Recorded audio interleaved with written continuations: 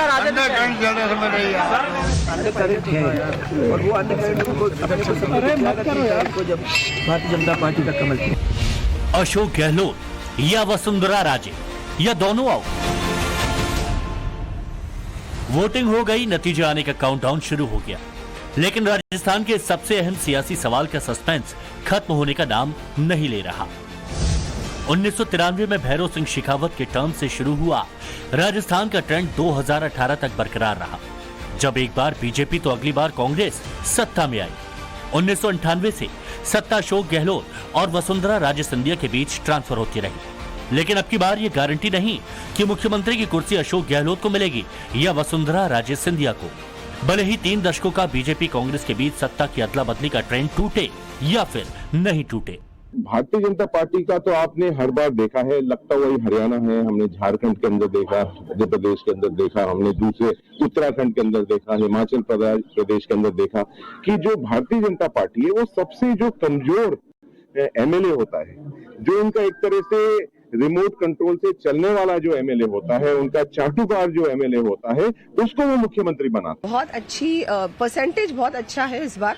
बहुत सारी महिलाएं वोट करने आ रही हैं, युवा वोट करने आ रहे हैं और बहुत सारे हमारे सीनियर सिटीजन्स भी वोट करने आ रहे हैं। तो ये सारे बहुत अच्छे लक्षण हैं और पूरी तरह से भारतीय जनता पार्टी की सरकार बनना तय है। राज बदल रहा है या रिवाज?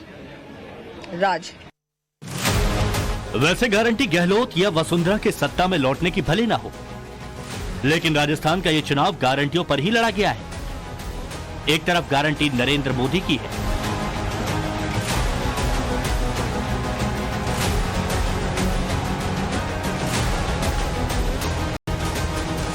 साथियों याद रखिएगा, भूलिएगा मत, याद रखिएगा, मोदी यानी गारंटी पूरा होने की गारंटी।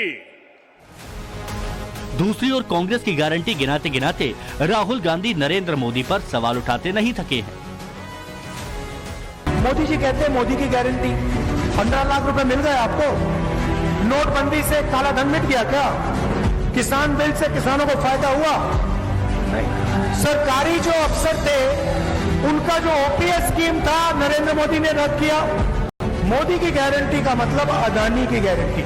आप अदानी की सरकार चाहते हो कि किसानों की, मजदूरों की, दुकानदारों की, राजस्थान के युवाओं की सरकार चाहते हो? आपको निर्णय लेना है।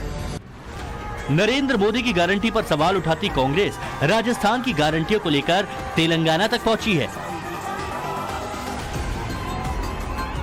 कांग्रेस के मुताबिक प्रियंका गांधी वाड्रा जब तेलंगाना में किशन नगर से हुस्नाबाद के बीच जा रही थी तो किसी रमा देवी का इशारा देखकर वो रुक गईं।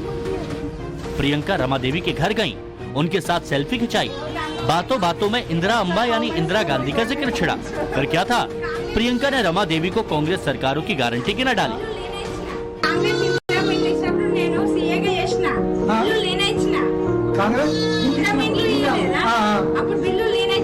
जब इंदिरा अम्मा का घर है ना मैडम, जब उन्हें एक बिल करा बोल के बोल रहा है, केसीआर ने बोला ना 5 लाख दिए तो करे तो अब तक नहीं दिया ना, वही जहाँ पे हमारी सरकार है ना कांग्रेस की, छत्तीसगढ़ में, राजस्थान में हमने काम किया है।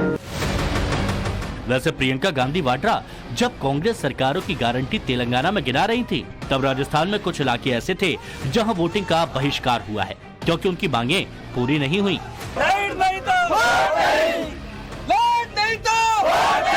बिजली नहीं तो वोट नहीं का नारा जैसलमेर में लगा।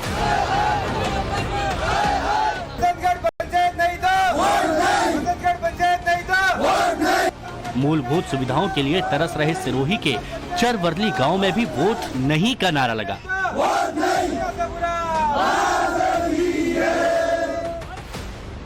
भीलवाड़ा के गुलाबपुर में टायरों के रबड़ से ऑयल बनाने वाली फैक्ट्री के विरोध में वोटिंग नहीं हुई।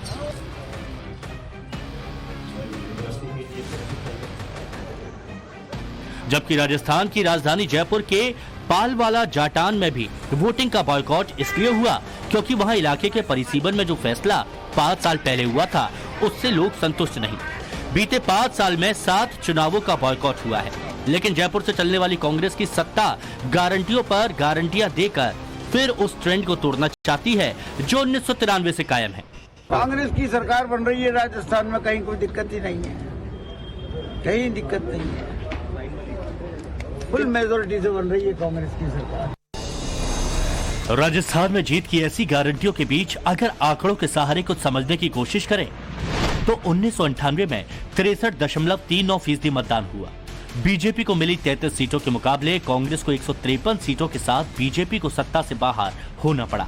2003 में 67.18% मतदान हुआ, यानी पहले से 3.79% वोटिंग ज्यादा हुई, तो बीजेपी 120 सीटों के साथ सत्ता में लौटी, जबकि कांग्रेस को सिर्फ 56 सीटें मिल सकी। 2008 में 66.25% मतदान हुआ, जो कि पहले के मुकाबले 0.93% कम था। बीजेपी 78 सीटों पर सिमट गई, कांग्रेस को 96 सीटें मिली। कांग्रेस को पूरा बहुमत नहीं था, लेकिन सीटों का जुगाड़ कर कांग्रेस की सरकार बन गई। 2013 में 75.04% मतदान हुआ। 2008 के मुकाबले 8.79% वोटिंग ज्यादा हुई। कांग्रेस के 21 सीटों के मुकाबले बीजेपी 163 सीटों के बड़े जनादेश के साथ सत्ता में वापस आ गई। 2018 में 74.06% वोटिंग हुई, जो पहले के मुकाबले 0.98% कम थी। कांग्रेस को 100 सीटें आई, बीजेपी को 73। सरकार कांग्रेस बनाने में सफल रही। अब की बार के चुनाव में शाम 5 बजे तक 68.24% वोटिंग हुई। वोटिंग का ये आंकड़ा अगर 3 दशकों के पैटर्न के मुताबिक नतीजे भी देता है तो साफ है कि जनता ने गुपचुप मन के साथ वोटिंग की है। किसी एक के पक्ष में खुलकर पॉजिटिव वोट नहीं पड़े हैं, यानी ऊंट किस करवट बैठ रहा है ये कहना मुश्किल है। इस बीच जिस दिन राजस्थान अपना फैसला कर रहा था, तेलंगाना के चुनावी रण में यह बताया जा रहा था कि देश में भरोसे का चेहरा कौन है। राज्यों के संग्राम में खुलकर दिल्ली की सियासत थी।